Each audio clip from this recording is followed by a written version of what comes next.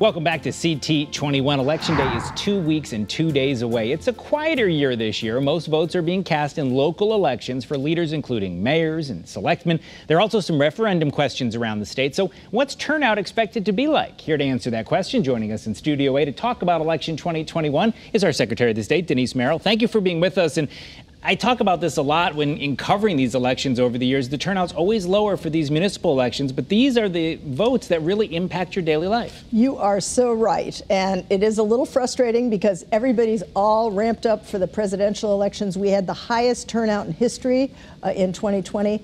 And now here comes the local elections, and people just don't seem to get out and vote as much. I mean, there are exceptions, of course, if there's a really hot race. For example, this year in Stamford, there's a big race going on. So, but in general, the turnout's much lower. And that's too bad, because this is where your vote really does count. I mean, you can meet people in the supermarket that are running for Board of Education or Planning and Zoning Commission or Town Council, you know, and then you can tell them what you think about whatever it is that's bothering you. They're the ones filling the potholes and that sort of thing. Real life, if you will. Certainly. It's a big deal in many towns. We talked to you a lot last year about COVID and changing what's happening with voting. What can voters expect this year? We saw those drop boxes and a lot of absentee ballots last year. Can they expect the same this fall? Absolutely. The drop boxes are now a permanent fixture for our elections in Connecticut. They were very popular with voters who wanted to get absentee ballots last year. Any voter can get an absentee ballot again this year. And you can get it from your town hall, or you can get it from our website. It's called myvote.ct.gov, and you can get an absentee ballot application there, which you can fill out and send to your town hall and get an absentee ballot. They're available now, so you should be getting one pretty soon because the election's coming right up. Well, we heard last year that a lot of those town clerks were overwhelmed by these requests and registrars of voters overwhelmed by the requests. Are you hearing the same thing this year, or is it not quite as many coming in? Yeah, probably not as many coming in because, again, the turnout is much lower, so we have much less problem with the current system. It's pretty cumbersome. That's because we have a lot of checks and balances. I think you can be pretty sure your election in Connecticut is fair and secure, but that takes a lot of work on the part of the local officials. We have some important deadlines we want to remind people about. Tell us, what are the dates that are coming up that they need to know about? Well, the first thing is make sure you're on the voter list. You will not be allowed to vote otherwise. And if you're registered to vote, you can check to make sure, and I always tell people you should check, myvote.ct.gov. Again, there's a /lookup, and you can look up your name and address, make sure you're properly registered. That registration deadline, if you are not registered yet, is October 26th, 1 week before the election. You need to be registered by either, if you're doing it in person, by the close of the town clerk's office, usually 8 o'clock on that Tuesday, or if you're doing it online, you have till midnight. You can register online really simply in Connecticut if you have a Connecticut driver's license, or if you're doing it at the DMV by close of business. So there's 3 different ways you can do it, but it has to be by October 26th. Or the fail-safe is, if you're still not registered, we have Election Day registration in Connecticut. So that means you can actually register and vote on Election Day with proper identification. So no excuses. Everybody can make it work one way or another. You talked to us a lot in the spring about more changes you'd like to see, some of these things becoming permanent.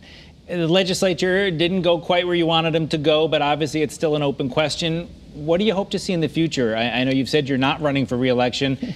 What do you pass on for whoever takes this role next? What are the things they should be focusing on? Oh, it's very clear to me. We need to have days of early voting like 45 other states do already. We can't do that here in Connecticut because we have a constitution that says you can only vote on Tuesday in November, and you cannot have, anybody can't get an absentee ballot all the time. We've made this exception for this emergency, but it won't last.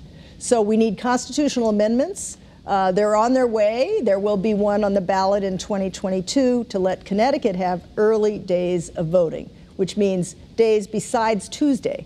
So some states have up to, Texas has, I think, a month. Florida has 12 days. We have just the 1 day, and it just puts so much pressure on that 1 day. So I would definitely like to see that pass on the 2022 ballot. Another thing that's been so much in the news is election security. You alluded to it in one of your earlier answers. Obviously, that's something people in your position in states around the country have had to answer questions about. If people are worried about that, they've heard, our former president saying that there's election security problems. Should Connecticut voters be worried about that? Absolutely not. We have done everything we can to be secure in Connecticut ever since we found out that the Russians were trying to hack us. I think that was back in 2016. A lot has been done since then, a lot of training. Be aware, our elections are very local. They don't happen at the state level. They're in every one of our 169 towns. So our security is quite strong, but you never know, I guess. But it's very, very difficult to imagine anybody hacking 169 towns and 2 registrars and 1 clerk in each town. So I'm very confident that our elections are quite secure now. Just one last thing I want to ask you about. You've been outspoken in recent days about the John Lewis Voting Rights Act on the federal level. Why are you supporting that, and why do you think that's an important thing our country needs?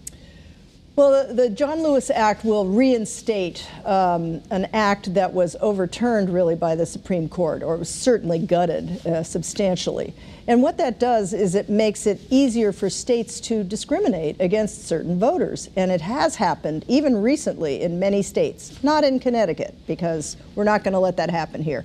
But I think it's terribly important that those provisions get reinstated so that states won't be allowed to pass discriminatory legislation. And it's been rampant this year. We've had something like 400 pieces of legislation have been enacted or introduced, at least, in other states. And 19 states have passed significant new restrictions on voting. I mean, I think we should be letting people, making it easier for people to vote, not doing those things. So it's a very important act. I hope it passes. I don't know if it will, but it would change things dramatically. All right, Secretary of the State Denise Merrill, thank you for being with us. You've said you're not running for re-election, but you got a lot of time to go, so hopefully you'll come back and visit us again. I certainly will. Thank you, Thank Eric. you very much. Coming up, they may not even exist any longer, but you never know it with all the Hartford Whalers apparel and accessories that you see around Connecticut and even in Hollywood. So what's the fascination with this team all these years later? We're getting into that with the author of a new book on the Whalers. Our Sunday Spotlight is next.